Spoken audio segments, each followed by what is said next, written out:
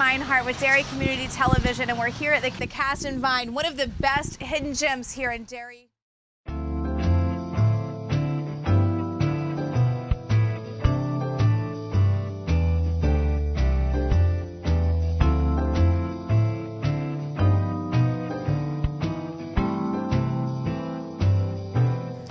I'm here with Alana. How are you doing today? I'm well, thanks, Carrie. And you? Good. Good. So we're here with your Cask and Vine. Tell us a little bit about how your business started. Well, we started out as just a craft and beer and wine shop under Tupelo Music Hall in Londonderry. And we decided, well, we've been doing this for about a year and a half, and it's been an incredible time. We've learned and learned and learned about both and met a lot of fantastic beer people and wine people. And we said, well, what goes better with beer and wine than food? So we should try that out. And people after a show at Tupelo would come downstairs and ask, oh, can we sit down and have a drink? And it's nice and cool. It's the basement old farmhouse, so it's all the brickwork, and again, nice and cool, especially after dancing your brains out for a show. Yes. So we said, unfortunately, you cannot, because we're not a bar. So that was another thing that said, well, maybe we should have a bar, and people could come and spend some time after a show and again meet more people. And how far are you from there? 2-3 miles. And that's still running down there as just the distribution per se. Yes, yeah, retail location. Yep. And so now we have your craft beer, which is one of your specialties. Yes. So tell us a little bit about, how that became as a flight, as well as how many beers do you have on tap? We have 10 taps, and 2 are on nitrogen lines. And I guess for us in the beginning, What does that? Nitro versus carbon dioxide. Okay. So it's just it adds kind of a nice sweeter finish to some of the beers, like this one here, which is the Velvet Elvis from Martha's Exchange out of Nashua, and it just adds a nice creamy quality to the darker beers. And then this is a saison. So back to your question, there are so many beers, and there are so many different styles, and nobody will ever know it all, but it's a really neat way to try different types, different styles, different East Coast versus West Coast.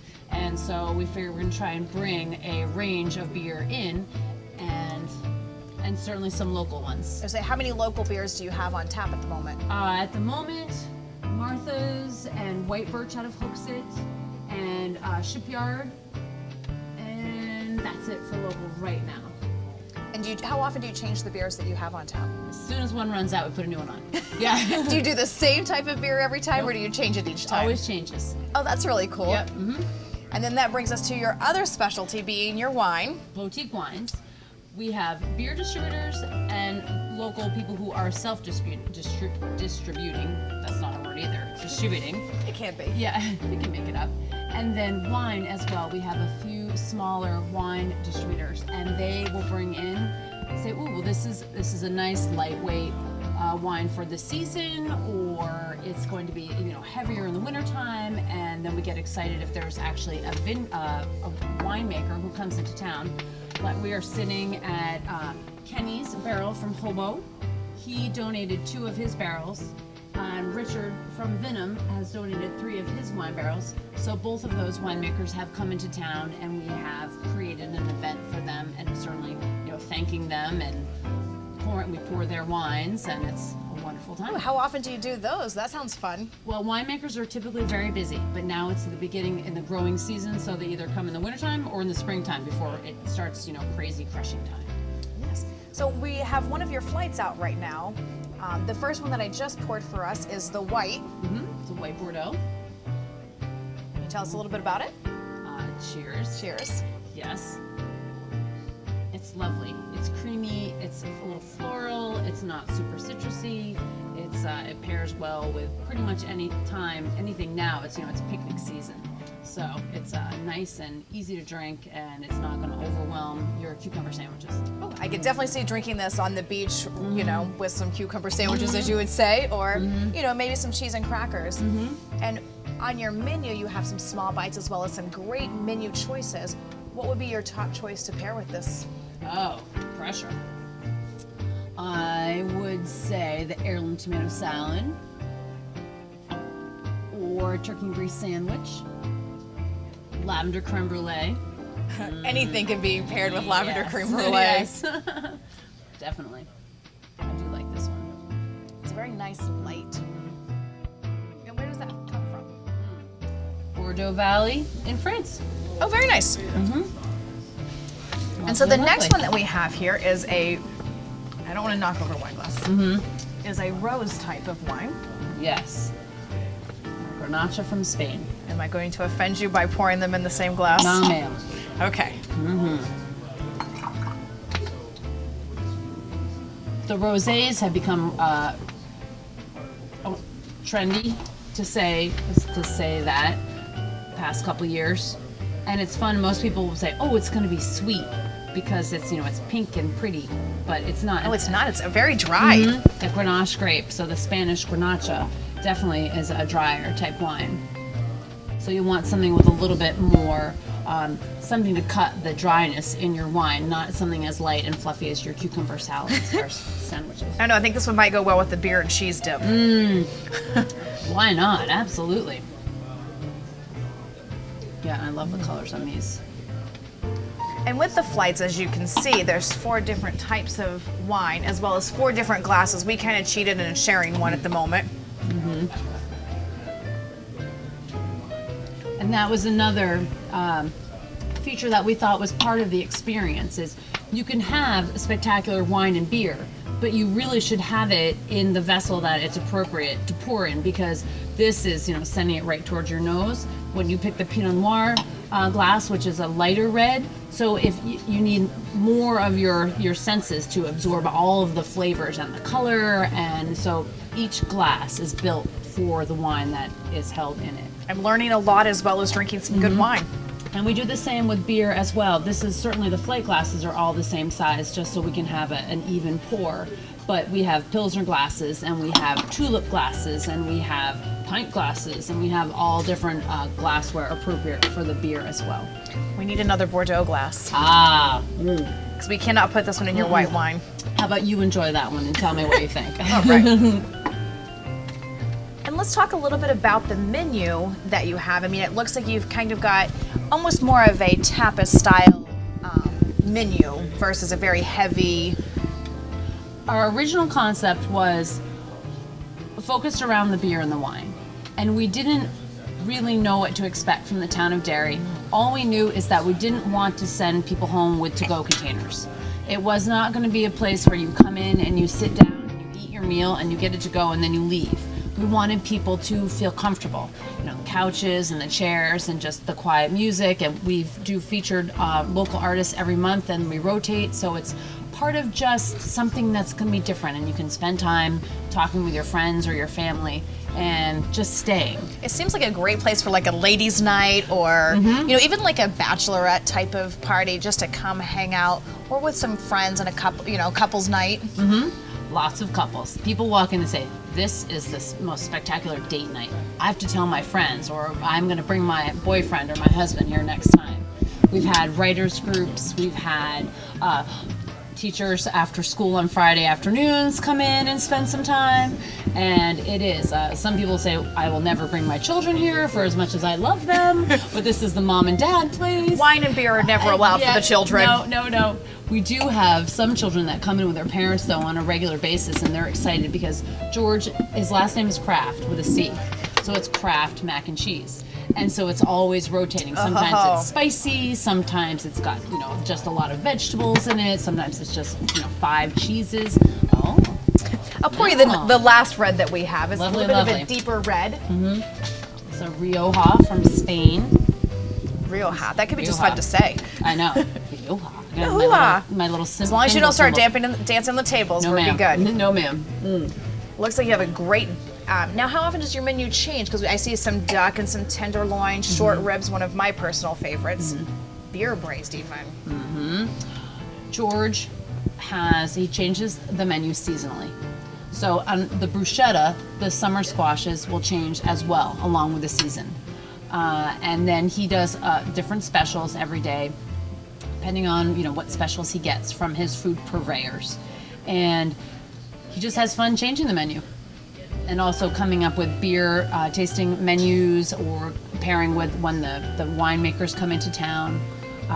So it will change 4 times a year, but he does add specials and he does change his macaroni and cheese. And now you were saying about pairing dinners and stuff like that. You don't only have the wine pairing dinners. What else do you have for pairing dinners and something coming up soon, I hear? Yes, we have a collaboration between, Stone will have 3 taps, I believe, and Smutty Nose will have 3 taps. And those 2 breweries have actually come together to make a beer, which we will hopefully have on draft that day as well. Well, if not, have one of each and it'll be mixed in your stomach. It'll be great. I think the beer guys would not like that idea, but that's okay. We're not asking them today. No, that's right. They don't need to know. So it's kind of go through the menu and say, oh, well, we'll have this beer. What would go well with it? So when we have people come in, we say, oh, well, you're interested in that lighter beer, then we could suggest pairing it with this kind of lighter fare, maybe a soup, shrimp, salad type of thing. Or if you're going to get a nice big robust porter, maybe you'd be interested in those short ribs or something like that.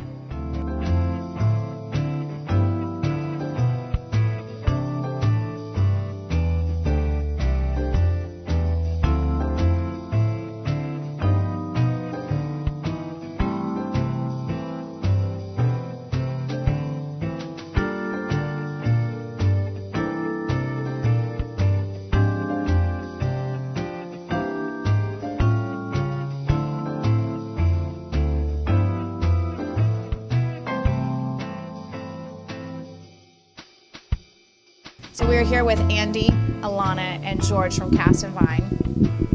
Now we're talking about the great menu that they have. They have many offerings of food, starting with just a kind of a munchy appetizer, for lack of a better word. So why don't we start with talking about maybe your appetizers or your small bites that you have on your menu? Yeah, like you said, the small bites are more designed for the person that's just coming in to have a quick little bite with their glass of wine or a beer. And then from there we have, more of a full-sized appetizer section. And then for the entrees, there's a small selection of, petite, more of a petite type entree. It's not like your typical place where you're gonna get like a big pile of food on a plate and, stuff your face. It's more of it's a perfect portion size to go with your beverage of choice here. And I see on the bottom that you have a fruit and cheese plate that you sell per person, so I'm assuming that has something to do with you coming with some friends or a group. Right, exactly. Generally, if a larger party comes in, they might start with, a fruit and cheese plate for 6 people, and then their drinks come over. They can kind of chit-chat and, snack on some cheese and crackers and then decide what they want to do from there. And then we have some sandwiches, some turkey and brie, smoked trout, and eggplant caprese. Tell us a little about your favorite sandwich we'll go with.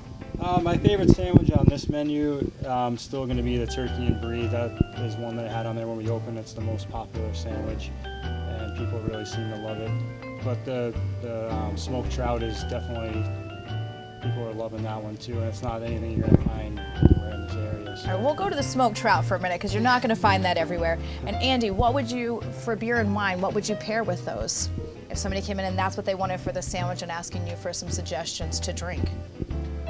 IPAs are really popular right now, so I would probably put, we have a lot of imperial beverages here, which generally it's a much bigger, more powerful beer. And with the smoked trout, our draft line is always changing, but you could probably stick by some sort of an imperial IPA, and that would be fantastic with it.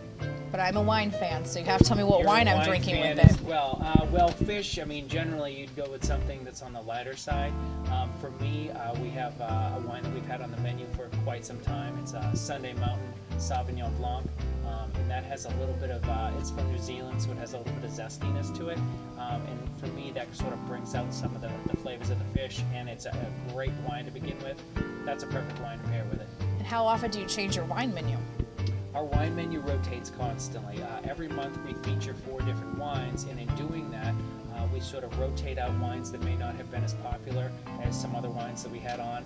And then other times we have so many wines that we get to taste through the course of a month that we just want to put them on the menu and just see what people think. So now we're going to your entrees. I see duck, and that's one that people either love or hate. I am a huge fan of duck, so how do you make yours different than the restaurant down the road, per se? Well, I don't think there's really no other restaurant down the road that's serving Down the road, I guess, Manchester or, Oh, okay. I guess that's the closest probably would have duck at this point. Well, for this one, I'm actually I'm cooking with a little bit of beer in the sauce, and that brings out a little more in the blueberries that goes with the duck. Besides that, I mean, I don't really use bones on the plate. I think a lot of other restaurants might do like the half roasted duck or whatever. I tend to have everything on the plate be edible, so I guess that would make it a little bit different. That makes it nice. Yeah. Can you lick the plate afterwards as well? Are you going to be offended, or are you going to like Nope, that? nope, I like that. I see it all the time. And we actually had one gentleman come in on a Friday one day, and he ordered 3 duck entrees. Wow. Over the course of maybe 4 or 5 hours that he was here. So he just Which ate was- one and drank He and ate ate one some and more. drank and ate, kept going and going. He would have got a 4th one, but he ran out of money. That's, I mean, even at $19, that's really not a bad price at all for duck. No. Anywhere you would get that would be that price. And the short ribs look amazing, and it looks like your whole menu is around the beer and the wine, which is very nice. Right.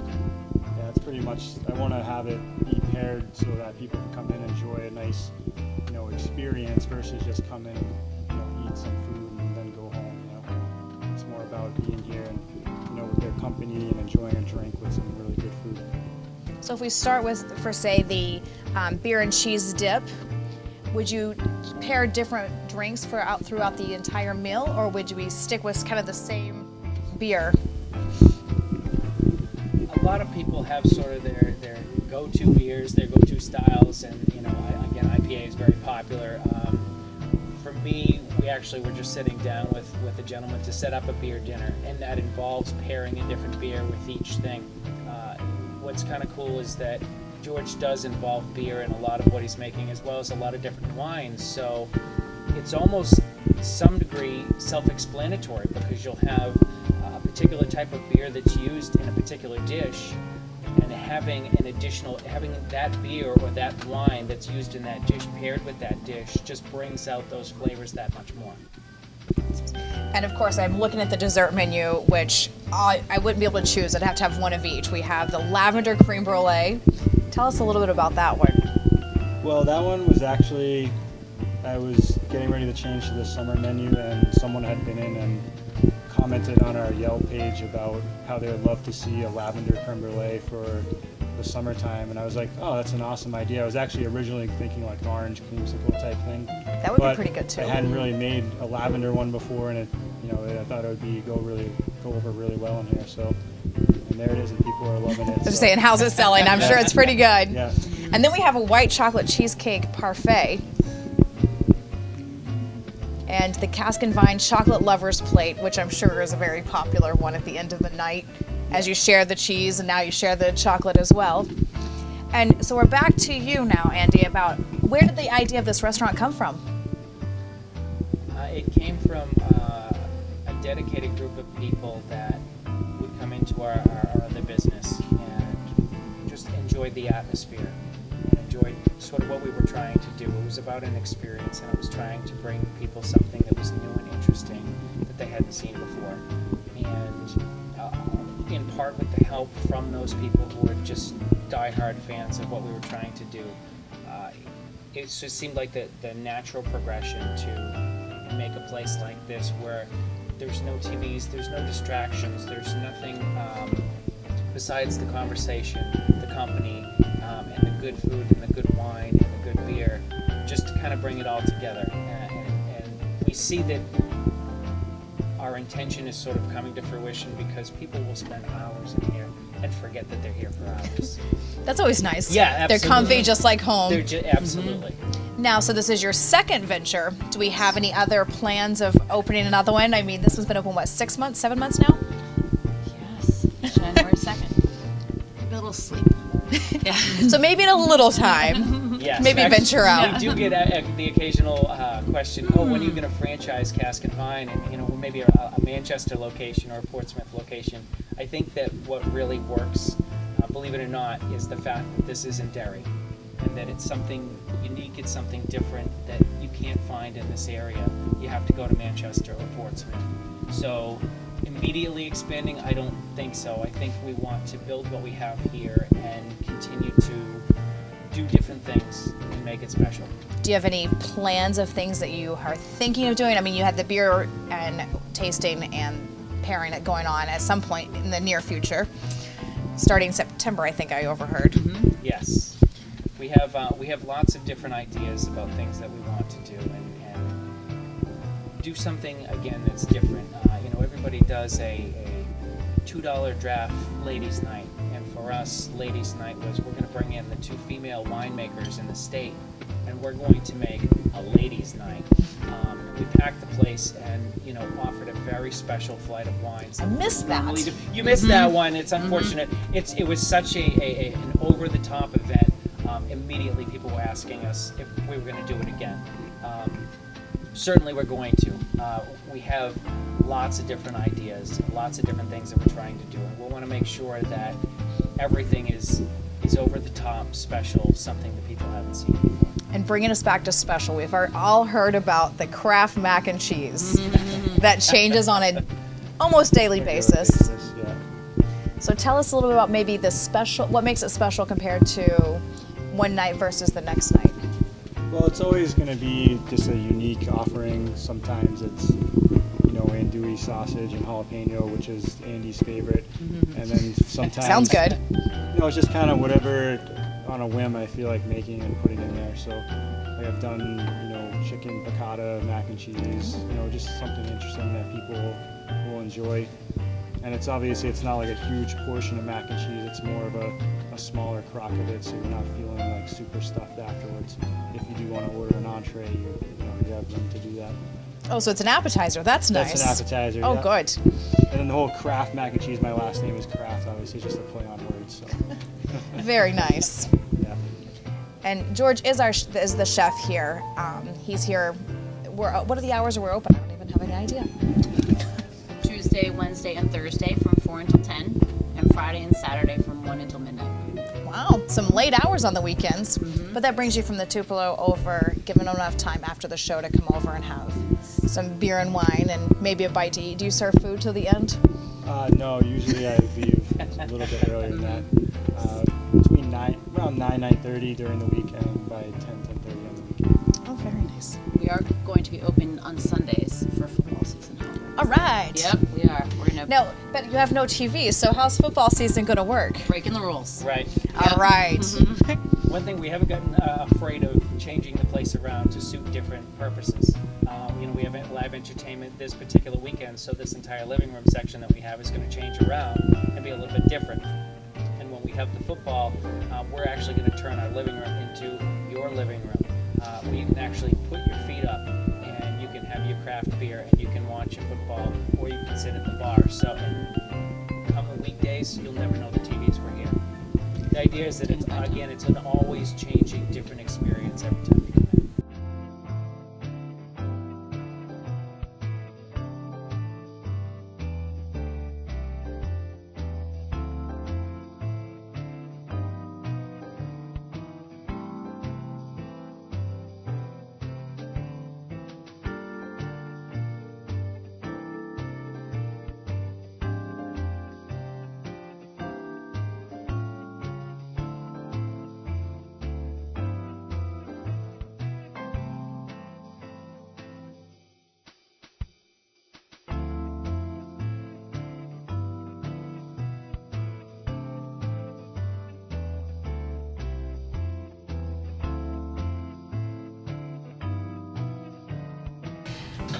Hi, I'm here at Cask and Vine. Still, we're talking about all of their delicious food off their menu. I am here with George, the chef, as well as Alana, one of the owners here.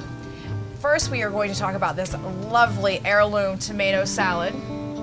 Yeah, I get some nice heirloom tomato salad. Our tomatoes, they're made from like old tomato seeds, unlike today where they just breed tomatoes to fit the boxes and ship them. These ones have a lot more flavor to them, and they're a little more rustic compared to like your typical grocery store tomato.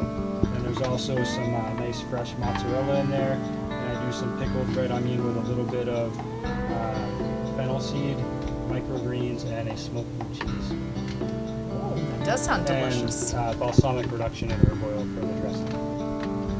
And then it has to come straight to the other appetizer that I keep hearing a lot about is the mac and cheese. And this one that we have today is... The mac and cheese today is a bacon cheddar jack mac and cheese. So it's got applewood smoked bacon, cheddar cheese and pepper jack cheese sauce, and it's finished with a cracker crumb topping and a little bit of microwave garnish. I wish I had a fork because I might have to start trying some of this. And this is a phenomenal looking crab cake. On it looks like some sort of a mango type salsa.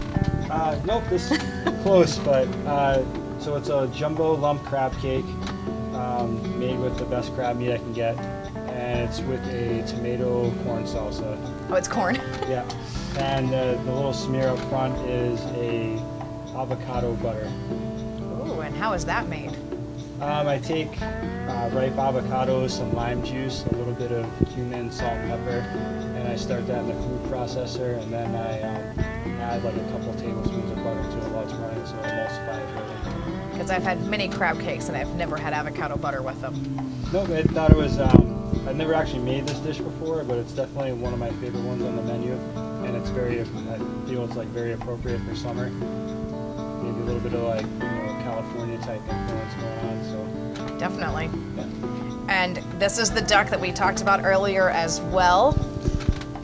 Yeah, it's a pan-seared duck breast with rice pilaf and veg of the day. Today it just happens to be roasted golden beets. And then I make a blueberry sauce with some IPA beer off of the taps. You can't leave the beer out, can you? Can't leave the beer out. And then, of course, the all-time favorite, the dessert. It looks nice and light. It's not going to be a heavy dessert, so you'll be able to eat it after kind of touching a little bit of every aspect of food. Right. This is a chocolate plate. This one is just for a single person. I've done as large a chocolate plate as for 10 people, so you can kind of imagine how big that would be. That'd be fun. Such a nice display, yeah. But there's, I make this chocolate mousse. There's chocolate covered espresso beans, and that one happens to be a white chocolate mocha truffle cup with a few fresh berries. George also has gluten-free options. Oh, cool. We have gluten-free. Do we have any other dietary menu options? I think gluten-free. Gluten-free So is most, but I can kind of tailor to vegetarian. Most of the time there's some vegetarian choices. And I recently did a vegan soup, so just kind of, mostly it's just gluten-free. That seems to be the big thing. Yeah, in that's this definitely area. a big thing at this Everyone point. is doing that in this area, so. And I have to ask, because you are the chef, what is your very favorite thing to cook on the menu? Right now, it'd probably be the crab cake. I absolutely love that dish, and every time I send one out, it makes me smile, because it's such, a beautiful thing that was just a thought in my head a few months ago, and now it's like, seeing it every time. I just love that one. So. And Alana, I'm going to put you on the spot one more time. Ooh. I know that everything so far that I've seen and smelled smells delicious. What is your favorite thing on the menu to eat? I'm thinking everything on this table. One of each. Yes, I'm a big fan of the crab cake as well, because it does offer so many things, and the quality is just bar none. And I definitely am a carnivore, so yeah.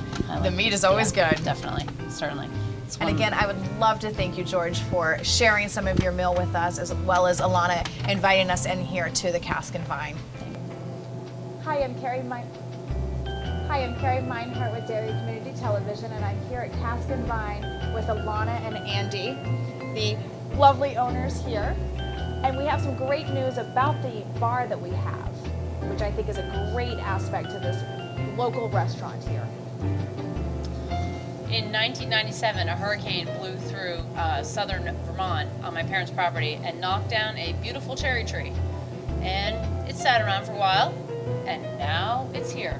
Lots of the labor of love.